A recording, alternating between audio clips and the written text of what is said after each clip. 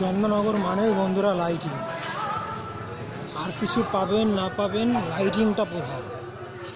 লাইটিংয়ের জন্যই কিন্তু চন্দননগর বিখ্যাত। কত লাইটিং দেখতে চাও, এত ভালো কারুকাজ আর বোধহয় কোথাও পাওয়া যাবে না। এর চাইতেও বড় কথা, যেটা প্রসেশনের দিন হবে সোমবার দিন, সেই দিনটা আরও দেখার মতো গঙ্গার ঘাট অন্তত।